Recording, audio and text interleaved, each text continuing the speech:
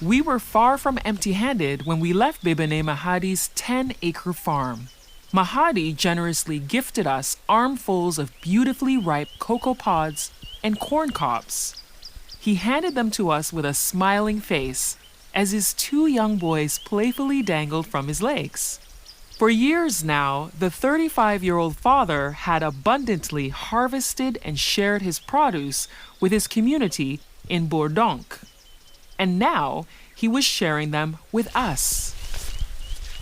But this gesture was not just a simple act of kindness. It was a tangible manifestation of a hand-built irrigation system that got his community through multiple droughts in the early 2000s, all because he planted trees. When there are trees, there is water. But when there are no trees, like in the savannah, there is no water. We suffer. We cannot get water.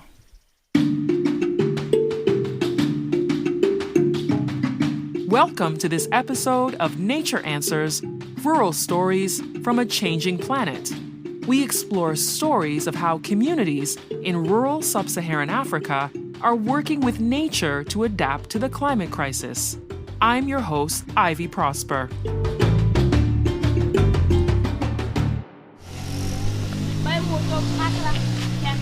Today, we're in West Africa, in a village just outside coastal Sassandra in southern Cote d'Ivoire. And Mahadi is taking us on a journey back in time. The leaves crunched under our feet as we made our way towards the narrow downhill path that led to one of Mahadi's irrigation wells. Mahadi took the lead. The bright red embroidered top he wore stood out in sharp contrast against the vast backdrop of lush green before him. In just moments, we were standing by the 7-meter-deep cemented well. The water was full to the brim.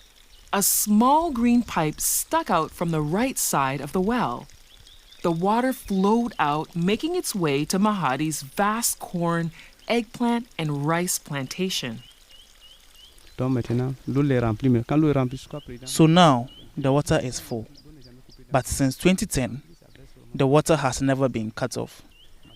In 2010, when I say the water has never been cut off, it is full and flows like that without any problems. Morning, noon, and night, it flows. Even when there is no rain, since 2010, the water has never been cut off. Digging a well by hand is an inherently complicated and physically demanding task. But Mahadi said the process isn't as lengthy as one would expect. 25 days, I've already finished all the work. 25 days, I've already cemented everything, tidied up nicely. Everyone come and see. That's the sound of Mahadi's plantation. It's rich with a diverse array of bird species whose songs each add a unique melody to the farm's soundscape. Their natural habitat is just a few hundred meters down where they live in the small forest near Mahadi's farm. The forest is filled with huge trees that feel like they could actually touch the sky. Mahadi said he's been planting trees since 2009. They absorb water when it rains, which Mahadi says keeps the well full. Today, planting trees within cocoa plantations is common among farmers. But Mahadi understood the importance of this practice in 2004. Mahadi had just started traveling to neighboring countries where he would learn from different farmers. He visited Togo, Nigeria, and Cameroon, among other countries. But it wasn't until he visited Brazzaville, the capital of Congo, that he saw the impact of climate change for himself. While Brazzaville seemed to always attract rain, neighboring cities did not. Mahadi said farmers in neighboring cities were often met with drought in their plantations. That's right. I asked a man called Captain Aristine. I asked him why it was raining on this side and not on the other side. And he said, no, here there are trees. Because there are a lot of trees and the rain can't stop. But on the other side, there is no rain. It's the savannah. You can see here, it's 5 kilometers, even 6 kilometers. And there aren't even any trees. That's it. I analyzed it and said, no problem. I'll go back home and plant trees in my field. I came back to Cote d'Ivoire in 2009 and started planting trees. But that's not it.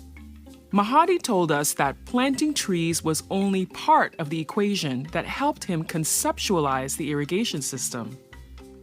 Mahadi first realized that the wide truck trees in the small forest near his plantation retained water underground whenever it rained. He could tell by how moist the soil was even days later. He then realized that the land between the forest and his plantation was slanted. This made Mahadi wonder if there is a source of pure water underground. So that's where I looked at the spot where we can draw water and dig a well. Since there are big trees there, the water must be nearby. I checked with a small shovel and we dug to see if there was water. Then I dug and we found water. There is so much water, it can't run out. Years and years, it can't run out. But when Mahadi first proposed the idea for an irrigation system to his community, only a few were on board. Some were skeptical if there would be a source of water to draw from. That was because most farmers in the South Interior are nowhere near a large body of open water. With geographical luck, some farmers may have their plantation near a small passing river. But that source of water often evaporates during dry season. Mahadi said the community had also not yet seen the importance of planting trees to attract the rain. That's why he had to start alone.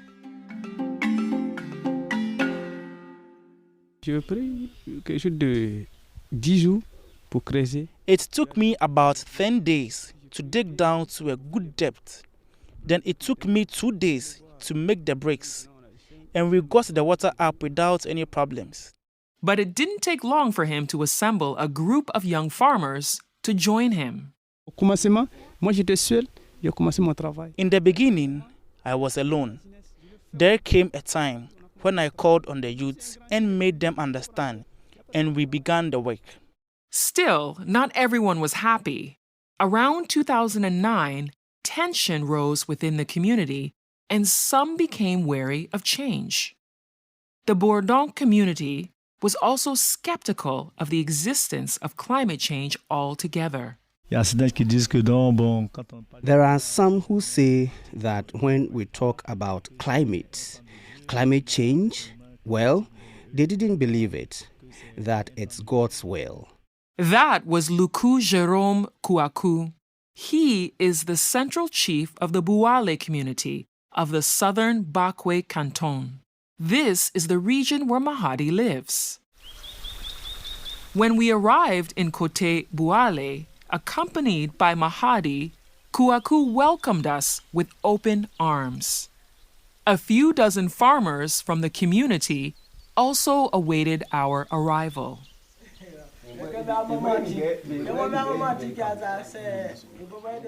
Every Tuesday, Kouakou leads weekly meetings to help raise awareness about the effects of climate change on the community's plantations. As a cocoa farmer himself, Kouakou has seen the devastating impact of not planting trees. Without trees, cocoa farms have significantly less yield. But it took some time for the community to see this is a byproduct of climate change. They said no, okay. But what we learned there, we studied and we knew it was going to happen. But those who didn't agree to do it, well, we already have the results. So now that they understand that, yes, they are behind, they even want to do better than us and surpass us. Kwaku said there should ideally be 20 trees in 1 hectare of land. Today, the community is making those changes, and Mahadi is no longer alone. With 45 members in the working group, Mahadi is now backed by his community. Bourdhonc's youth organized themselves into 2 groups to delegate work among themselves. Kwaku said some government initiatives played a part in this paradigm shift. Lorsque les agents de la culture Anade, when the another agricultural agents arrived, they said that climate change was real. They came here to talk to us and tell us that we needed to plant trees. They emphasized that because there are no trees, we need to call for rain. And it is thanks to these trees that we have had good rains here over time. But if we don't do it, it will be difficult for us. Local and national initiatives, like Another, are raising climate awareness in rural communities. The government-backed Another is a rural development agency that helps farmers gain access to essential tools that promote sustainable and controlled development. Another's climate change initiative is one of them. But planting trees is only part of the puzzle. Kwaku said building similar irrigation wells to the ones Mahadi built in 2010 is the community's long-term goal. mais ce système-là, je suis un peu curieux. But I am a little curious about this system. I saw that they had made a dam next door. I asked what it was for, and they said it was to hold water. When it rains, the water comes from there, and when it gets here, it waters the fields. So when you sow rice on both sides, the water doesn't run out. After 2 years of experimenting, he saw that it worked. So I said that sometimes I would have to see the children myself so that we could work there and move forward. Because every year they have rice, but if it's not done, there's no rice. Aside from mobilizing the community to become aware of climate change, Kwaku said the kindness of farmers like Mahadi has touched him. The central chef smiled over Mahadi, who was sitting directly across from him. Mahadi was known for his selfless act of sharing his produce with the community at no cost. Faut vraiment le remercier. C'est un jeune vraiment. We really have to thank him. He's a young man who really cares. If someone has said to him, "Oh, I have suffered, I'm going to sell it," but no, he says no, so that you too can see what I'm doing to ensure that everyone at least has food to eat. So we really have to thank him very much. He doesn't even give us 100 francs, not a penny. He drops it off and tells us, the leaders, to go and get it. But it's not just Kwaku. After seeing the positive results, others in the community began to feel inspired.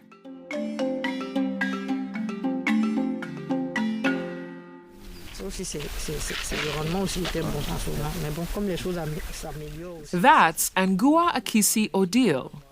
She and Mahadi are talking. Odile wants to learn more about his irrigation system. As we stood on her corn plantation, she pointed to a small group of trees just across her farm. She too has a small forest nearby and is now considering digging wells. Though there's a small stream of water passing right by her plantation, it evaporates during the dry season. Odile says a more sustainable solution is long overdue. I'm lucky because there is a river running through my field. But when it doesn't rain and the water dries up, I have to go to the marigold, fetch water and water the plants. It's a bit difficult and exhausting. Managing her family's farm hasn't been easy for Odile, and the plantation hasn't done as well as she had hoped. C'est l'arrosage parce que moi dans mon champ j'ai pas fait d'irrigation. Donc voilà, c'est l'arrosage. It's watering because I haven't irrigated my field. Your field of eggplants or chili peppers, if you want to grow them, you really have to water them. While Odile's mother got sick 2 years ago, Odile had to quit school. She was studying communications in Abidjan, Cote d'Ivoire's capital, but moved back home to help her family on the farm. Her lifestyle in the city was quickly contrasted with the struggles of life as a farmer, climate change being the most prominent. Il ne pleut pas, ça met plus de temps. Par exemple, when it doesn't rain, it takes longer. For example, chili peppers. If it should take a month, it takes up to 2 or 3 months. And when that happens, it's difficult because you don't have any other work to do, since that's your only source of income, so it's a bit difficult. What stood out to us was Odile's curiosity about finding ways to adapt to climate change. This year, Odile said there were delays in the onset of the rainy season, and her cornfield paid the price. Odile said it did not reach its full potential, and that this was proof that climate change was affecting the community. les années passées, à cette heure-là, je mangeais déjà du maïs. For example, this year, in previous years, at this time, I was already eating corn. At this time, I had harvested. But this year, because of climate change, I honestly didn't have the courage to continue. I did some, but it's not like in previous years. In previous years, I used all the space, but this year, I only used a small part of it. And this year, the yield is not good. The corn didn't produce as usual because of climate change. Because her produce hasn't panned out the way she wanted this year, Odile said she's going to make some changes. Odile told us that she will double down on planting trees in her corn plantation. But as we stood on her cornfield, Mahadi told us that planting the trees alone doesn't make for a good irrigation system.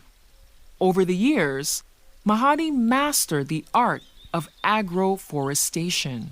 Quand il y a pluie, je rentre dans le champ, il y a le côté, je regarde, je mets les bois seulement. When it rains, I go into the fields, look around, and just put the wood there. And when it's too dry, I don't plant much. When it rains, I wait, and then I plant. And then I dig the holes. When you plant, you have to dig a little around the trees so the water stays in a little.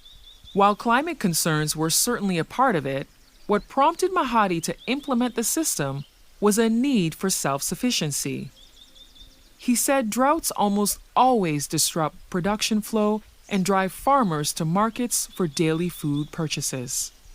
Saving on products like rice and cassava has allowed Mahadi to buy more land. He said rice and cassava are staples in Cote d'Ivoire's dining tables anyways. L'argent qu'on gagne, ça s'en va. Quand on gagne, The money we earn comes and goes, comes and goes, comes and goes. I said, no, we can't do that. We can't go and buy rice in the store.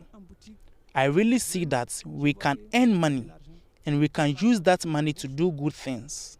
Mahadi was faced with a choice in the early 2000s: do nothing and hope the climate skeptics in his community were right, or take a calculated risk based on his relationship with his land.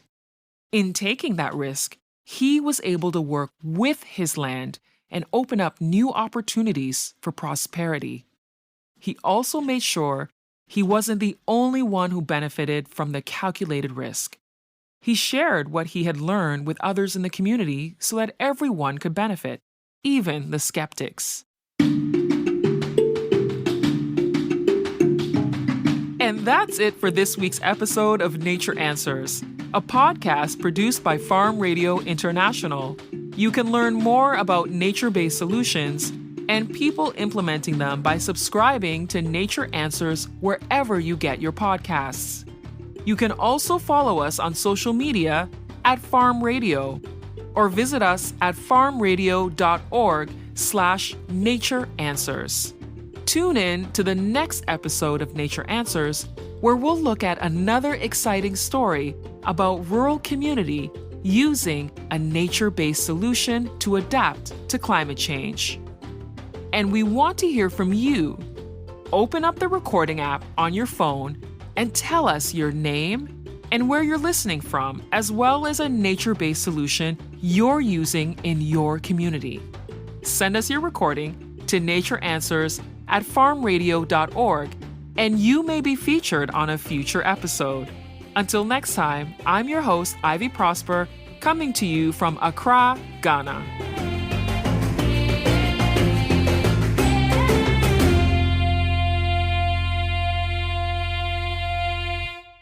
This episode was written and produced in Cote d'Ivoire by me, Abyssinia Abebe, with support from staff from Farm Radio International's office in Abidjan. I would like to extend a special thank you to André Assis, Yoro Sangaré, and Marie-Laure Zachary, who have been especially helpful throughout the production of this episode. The Farm Radio internship has been a life-changing experience, to say the least. I've had some of my favorite foods, I've learned local sayings, and made colleagues that feel more like friends. Additional thanks to Nina Kofi, who's a journalist and radio host at Abyssinia Radio in Sassandra, who was a guiding light in reporting on new communities. The community in Bourdhonc and Cote have also been especially kind and welcoming. I joined as part of an internship program with Carleton University School of Journalism. For more of my work, you can reach me at aby.xyz on Instagram or Abyssinia Abebe at cmail.carleton.ca for a coffee chat. I'm John McGill, one of the producers and the editor of this season of Nature Answers. Farm Radio International compensated community members who participated in our interviews. It is a common practice to compensate a person in this region for the time that they spent being interviewed. Our podcast would exclude many important perspectives if we could only interview those who could afford to step away from their economic activities without compensation. Nature Answers was produced by Farm Radio International, thanks to funding from the Government of Canada.